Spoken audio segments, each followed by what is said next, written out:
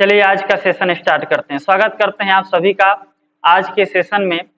जैसा कि आपको पता है कि हम ईयर वाइज जो प्रीवियस ईयर में जितने भी क्वेश्चन हो चुके हैं यूपी बोर्ड के एग्जाम में, यूपी बोर्ड का जो एग्जाम हो रहा है उस एग्जाम में प्रीवियस ईयर में जितने सवाल जो सेंटेक्स से संबंधित या स्पोर्टिंग एरर से संबंधित जितने भी सवाल एग्जामिनेशन में पूछ चुका है उसको स्टेप बाय स्टेप करके एक एक करके हम जो सॉल्व करने की कोशिश कर रहे हैं।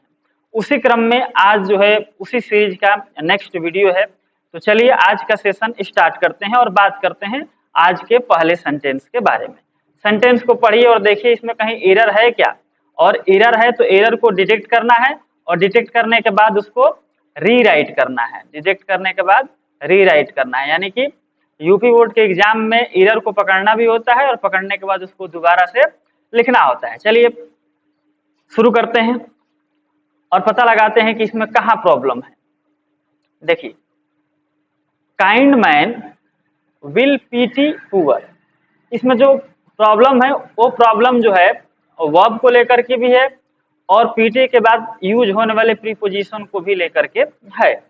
जैसे कहना चाहता है ना कि जो काइंड मैन होते हैं, जो दयालु इंसान होते हैं, वो गरीबों पर दया करते हैं। तो गरीबों पर दया करते हैं, तो यहाँ गरीब लोगों की जब बात हो रही है तो इससे पहले जो है आप द पुअर का प्रयोग करें तो बेहतर है। द पुअर मतलब गरीब लोग, खाली पुअर लिखेंगे तो इससे मतलब इसका मतलब गरीब होगा। तो इसमें जो काम करना है आपको वो ये करना है कि जो काइंड मैन लिखा है इससे पहले आपको इच्छा है तो एक आर्टिकल का यूज कर लीजिए, अ काइंड मैन, और विल को हटाइए, इसकी जगह पे आप हैव का प्रयोग कीजिए। हैव नहीं हो पाएगा, काइंड मैन चूंकि आर्टिकल ए लगाए हैं तो हैव कैसे हो जाएगा, हैज होना चाहिए। और पीटी के बाद जो प्रीपोजिशन यूज होता है वो फॉर का प्रयोग किया जाता है। तो a kind man has PT for poor, और पुअर है तो इससे पहले आपको आर्टिकल द लगाना पड़ेगा। जैसे देखिए इसको अगर रीराइट करेंगे तो हो जाएगा अ काइंड मैन, कोई भी दयालु व्यक्ति जो होता है, हैज पीटी दया रखता है, फॉर द पुअर लिख देने से हो जाता है गरीब लोग। या तो द पुअर की जगह पे आप ऐसे लिख सकते हैं पुअर पीपल, ठीक है। दोनों में से कोई एक आप यूज कर पाएंगे, या तो द पुअर लिखिए या पुअर पीपल लिखिए। तो यहाँ पर जो समस्या थी एक यहाँ पर थी, उसके बाद हेल्पिंग वर्ब जो लगी उसमें थी, और पीटी के बाद प्रीपोजिशन यूज होना चाहिए था जो कि यहाँ पर मिसिंग था, तो उसको भी आपको लिखना पड़ेगा। तो इस तरह से सेंटेंस ये कंप्लीट हो जाएगा। चलिए नेक्स्ट क्वेश्चन की तरफ चलते हैं। आई लॉस्ट 100 बुक्स, देखिए 100 बुक्स तो कह दिया, लेकिन कितनी कितनी किताबें, 100 बुक्स, यहाँ पर 100 बुक्स कि 200 बुक्स कि 300 बुक्स, ये यूज नहीं किया है। तो आई लॉस्ट 100 बुक्स ना लिख करके यहाँ पर आप जो है ए का प्रयोग कर सकते हैं, 100 बुक्स, यानी कि 1000 किताबें। या फिर इसकी जगह पे आप चाहें तो आई लॉस्ट 100 में ही एस जोड़ दीजिए और इसके बाद ऑफ का प्रयोग कीजिए, यानी कि हो सकता है आई लॉस्ट 100 ऑफ बुक्स, इस तरह से तो आप लिखिए, या लिखिए आई लॉस्ट 100 बुक्स। ये आपके पास दो तरीके हैं, दोनों तरीकों में से कोई एक तरीका यूज करके आप सेंटेंस को सही कर सकते हैं। लोस्ट, LOST, ठीक है। आई लोस्ट 100 ऑफ बुक्स या आई लोस्ट 100 बुक्स, दोनों में से कोई एक तरीका आप अपना सकते हैं। चलिए नेक्स्ट क्वेश्चन की तरफ बढ़ते हैं। The game came to end, देखिए द गेम जो खेल है, केम माने आया, टू एंड माने अपने अंतिम पड़ाव पर। तो एक तरह का ये फ्रेज है जो यूज किया जाता है, जैसे एंड है, जैसे मूड है, तो इससे पहले आपको आर्टिकल ए एन का प्रयोग करना पड़ता है। तो एंड के लिए एन का प्रयोग करेंगे या मूड के लिए ए का प्रयोग करेंगे। जैसा सेंटेंस आया था कि his father was not in good mood, ठीक है ना, ऐसे सेंटेंस आया था। तो इसमें जो मूड आया है इसकी वजह से हमें जो है गुड से पहले ए लगाना पड़ा था। ये प्रीवियस ईयर में जो है क्वेश्चन को सॉल्व कराते समय वीडियो में आया था। और आप जो है अगर अभी तक जो है चैनल को विजिट नहीं किए हैं तो जा करके एक बार प्लेलिस्ट चेक कीजिए, उसमें सिंटेक्स का प्लेलिस्ट बना है और बहुत सारी वीडियो जो है उसमें अपलोडेड हैं जो कि आपके इंफॉर्मेशन के लेवल को बढ़ा सकता है। तो ये क्वेश्चन जो है पहले भी आ चुका है। तो एन इंड यूज करना है अगर इसमें यूज करना है तो, क्योंकि इंड जो है विदाउट आर्टिकल नहीं यूज होगा, एक तरह का फ्रेज है जो इंड में आर्टिकल ए एन का प्रयोग होगा। चूंकि एंड है तो एन का प्रयोग करेंगे और मूड है तो फिर ए का प्रयोग करेंगे। तो यहाँ पर आपको बस एन लगा देना है, सेंटेंस आपका हो जाएगा करेक्ट। यानी कि द गेम केम टू, यहाँ पर एन का प्रयोग कीजिए, सेंटेंस हो जाएगा सही। चलिए next, where is this letters envelope, यानी कि इस लेटर का इनवेलप कहाँ है। तो याद रखिएगा जो ये एपोस्ट्रॉफी का प्रयोग कर रहे हैं, एपोस्ट्रॉफी इसका प्रयोग कर रहे हैं, ये अधिकतर जो है लिविंग थिंग के साथ होता है। यानी कि जो चीजें सजीव होती हैं उनके साथ जो है एपोस्ट्रॉफी एस का प्रयोग होता है। निर्जीव चीजों के साथ, यानी कि ये जो एपोस्ट्रॉफी एस है जिसके साथ सटता है वो सजीव होना चाहिए। यहाँ लेटर तो निर्जीव है तो लेटर निर्जीव है, एपोस्ट्रॉफी एस में प्रॉब्लम है। और एपोस्ट्रॉफी एस का जो हमारे पास ऑप्शन होता है वो ऑफ होता है। हम एपोस्ट्रॉफी एस को आप से रिमूव कर सकते हैं। जैसे देखिए अगर राम्स ब्रदर है, राम्स ब्रदर है तो इसकी जगह पे द ब्रदर ऑफ राम का प्रयोग किया जा सकता है। उसी तरह से लेटर्स इनवेलप है तो इसकी जगह पे द इनवेलप ऑफ लेटर का प्रयोग किया जा सकता है। तो इस सेंटेंस को अगर रीराइट करेंगे तो सेंटेंस हमारा होगा वेयर इज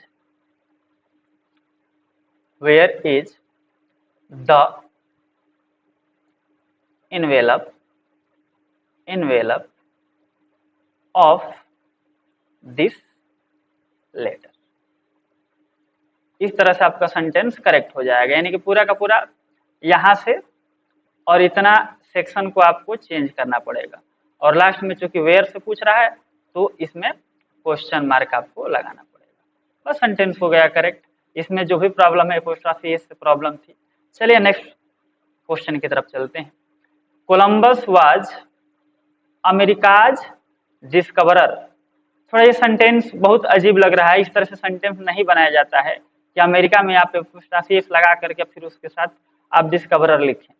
इससे बेहतर होगा कि आप इसको लिख लें COLUMBUS। कोलंबस नहीं, कोलंबस पास्ट इंडेफिनिट टेंस बनाइए इसको।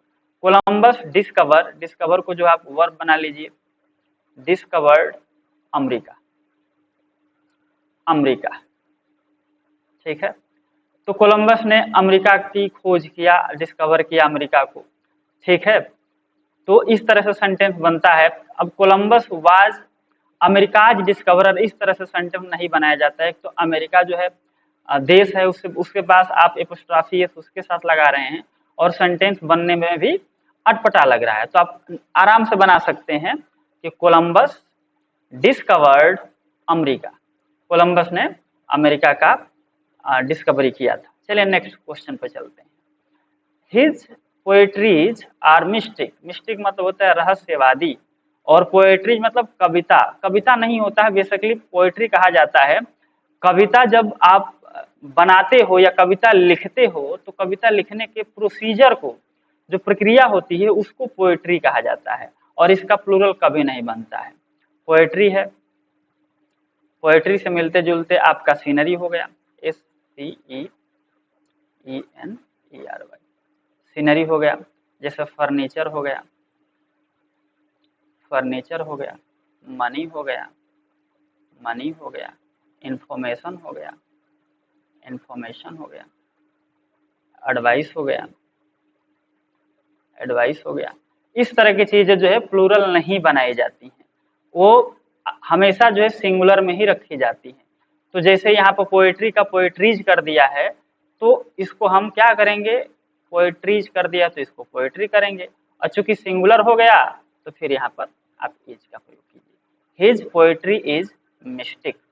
ठीक है, तो सेंटेंस आपका करेक्ट हो जाएगा, यानी आपको पोएट्री की जगह पोएट्री करनी है और आर की जगह पे इज करना है। चलिए नेक्स्ट सवाल पे, Ravi is the elder of all his two sons. अब देखिए इसमें एक तो रवि जो है उसके जो बच्चे हैं, इसके दो ही बच्चे हैं, इन दो बच्चों में रवि सबसे बड़ा है।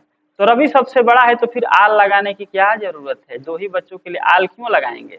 यानी कि जब दो चीजों की बात हो रही हो तो आप आल की जगह पे बोथ का प्रयोग कर सकते हैं। बोथ बेहतर ऑप्शन है आल की तुलना में। आल जो है दो से अधिक अगर होते हैं तो आल का प्रयोग कर सकते हैं। तो यहाँ से जो अगर आल हटा देंगे तो सेंटेंस आपका करेक्ट हो जाएगा। Ravi is the elder of his two sons, sentence हो जाएगा करेक्ट। ठीक है, चलिए नेक्स्ट क्वेश्चन की तरफ। This would is superior than that.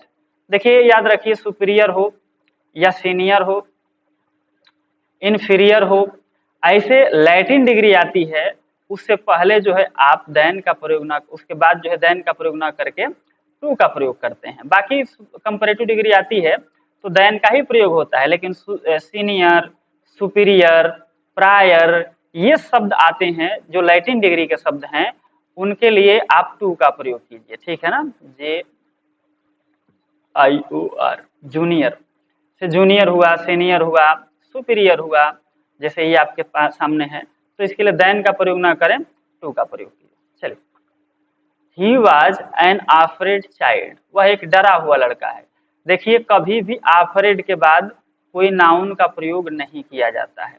Afraid जो है अकेला ही यूज होता है, और अगर कोई नाउन आता है तो आफ्रेड के बाद अगर कोई नाउन या प्रोनाउन आए तो आफ का प्रयोग किया जाता है, फिर नाउन आता है या प्रोनाउन आता है, कुछ भी आता है।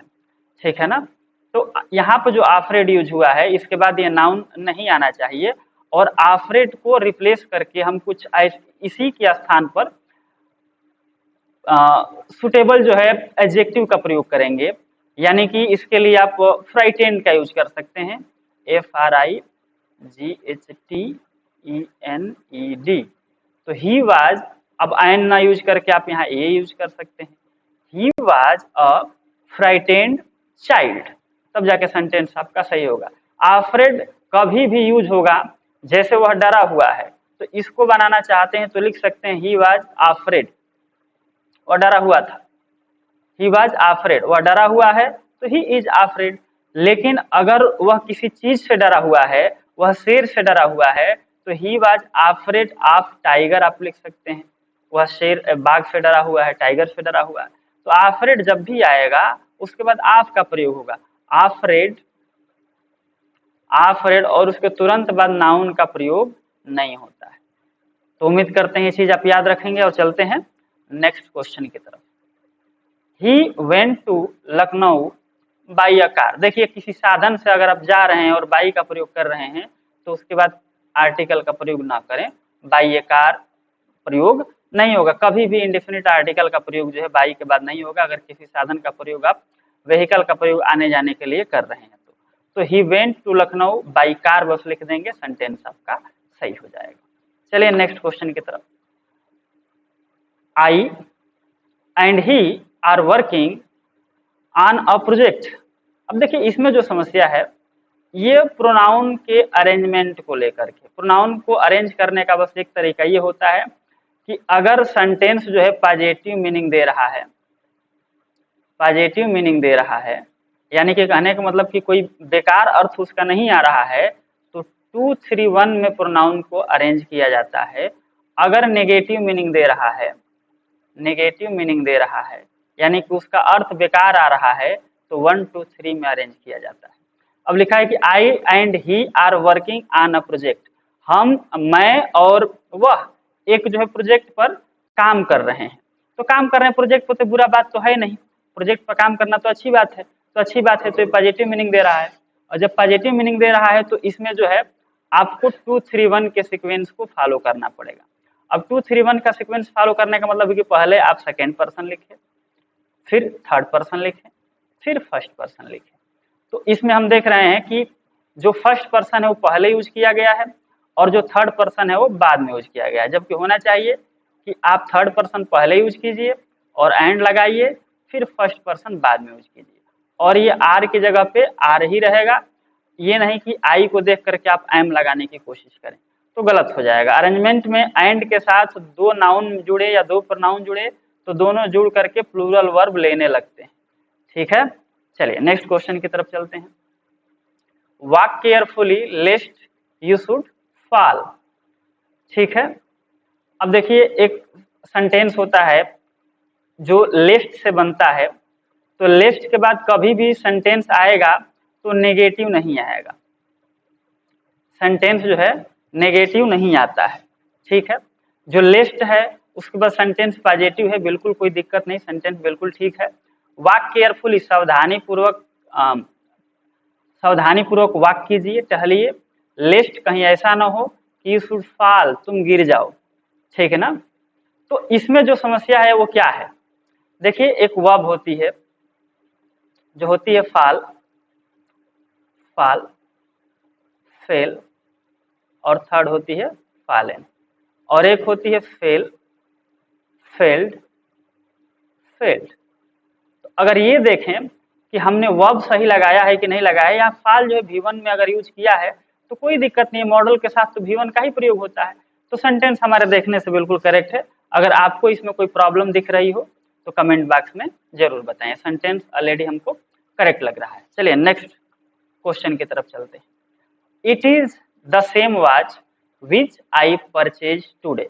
देखिए कभी भी अगर द सेम शब्द का प्रयोग करे तो रिलेटिव प्रोनाउन के पास, आप रिलेटिव प्रोनाउन में आपके पास ऑप्शन बचता है हु का, दैट का और विच का, तो इसमें से किसका यूज करेंगे ये समस्या रहती है। तो ये सेम के साथ जो जोड़ा बनता है वो दैट का बनता है। ठीक है, यानी कि द सेम जब भी यूज किया जाएगा, द सेम जब भी यूज किया जाएगा तो रिलेटिव प्रोनाउन के रूप में जो शब्द हमें यूज करना है वो दैट यूज करना है, इस बात का ध्यान रखें। यहाँ से विच लगाएंगे तो गलत हो जाएगा, हु लगाएंगे तो गलत हो जाएगा, दैट लगाएंगे तो सही होगा। चलिए नेक्स्ट क्वेश्चन की तरफ चलते हैं। He has gone to Mumbai yesterday। ये देखिए he has gone, ये प्रेजेंट परफेक्ट टेंस है, तो प्रेजेंट परफेक्ट टेंस है तो इसमें बीता हुआ समय कहाँ से आ जाएगा। प्रेजेंट परफेक्ट टेंस कभी बीता हुआ समय एक्सेप्ट नहीं करता है, तो जब बीता हुआ समय एक्सेप्ट नहीं करेगा तो बीता हुआ समय एक्सेप्ट करता कौन है, तो बीता हुआ समय एक्सेप्ट करता है past indefinite tense, past indefinite tense. तो बीता हुआ समय जब पास्ट इंडेफिनिट एक्सेप्ट करता है तो इसको पास्ट इंडेफिनिट में ले जाइए, पास्ट इंडेफिनिट में ले जाएंगे तो यहाँ से आपको ये हटाना पड़ेगा और इसकी जगह आपको लिखना पड़ेगा वेंट। पास्ट इंडेफिनिट में V2 का प्रयोग किया जाता है, तो he went to Mumbai yesterday. चलिए नेक्स्ट क्वेश्चन की तरफ चलते हैं। Myself can do it. देखिए चाहे रिफ्लेक्सिव प्रोनाउन तो हमेशा जो है, रिफ्लेक्सिव प्रोनाउन हमेशा ऑब्जेक्ट की तरह यूज होता है, और जो एम्फैटिक होता है, जो एम्फैटिक प्रोनाउन होता है वो सब्जेक्ट के तुरंत बाद यूज होता है, सब्जेक्ट के तुरंत बाद यहाँ एम्फैटिक प्रोनाउन प्रयोग किया जाएगा। लेकिन आप चाहें कि रिफ्लेक्सिव या एम्फैटिक को हम सब्जेक्ट बना ले तो संभव नहीं है। रिफ्लेक्सिव या एम्फैटिक कोई भी प्रोनाउन जो है सब्जेक्ट का काम नहीं कर सकता है, इसकी जगह पे हमको तो सब्जेक्टिव केस ही देना पड़ेगा। ठीक है, तो माई सेल्फ यूज किया है तो माई सेल्फ जो है आई से बनता है, तो यहाँ माई सेल्फ को हटा करके इसकी जगह पे हमको आई लिखना पड़ेगा, तो हो जाएगा आई कैन डू इट। चलिए नेक्स्ट क्वेश्चन की तरफ। Your claim is prior than your sisters. देखिए प्रायर्स आ गया, प्रायर आ गया, चाहे जूनियर आ गया, जूनियर आ गया, ठीक है, चाहे सीनियर आ गया, चाहे सुपीरियर आ गया, जो भी है सीनियर आ गया चाहे सुपीरियर आ गया, उस स्थिति में जो है आप देन का प्रयोग ना करके टू का प्रयोग करते हैं। अभी आया था तो यहाँ टू लगा देंगे, सेंटेंस सही हो जाएगा। चलिए, your knowledge is most perfect. देखिए परफेक्ट की डिग्री नहीं बनती है कि ज्यादा परफेक्ट है कम परफेक्ट है, यहाँ से मोस्ट हटाइए, सेंटेंस आपका सही हो जाएगा। योर नॉलेज इज परफेक्ट, अब परफेक्ट में मोस्ट परफेक्ट, मोर परफेक्ट लगाने की जरूरत नहीं होती। चलिए next question, my brother is Elder than me. देखिए आमतौर पे जो है एल्डर के साथ देन का प्रयोग ना करके टू का प्रयोग किया जाता है। ठीक है, my brother is elder to me, यानी कि मेरा भाई जो है मुझसे बड़ा है। My brother is elder to me, बस देन को हटाइए, इसकी जगह टू लगा दीजिए, सेंटेंस करेक्ट हो जाएगा। चलिए next, I prefer coffee than tea. अब देखिए आई प्रीफर, जब प्रीफर आ जाता है तो देन की जगह पे हमको टू लगाना होता है। ठीक है, नेक्स्ट क्वेश्चन खत्म हो गया।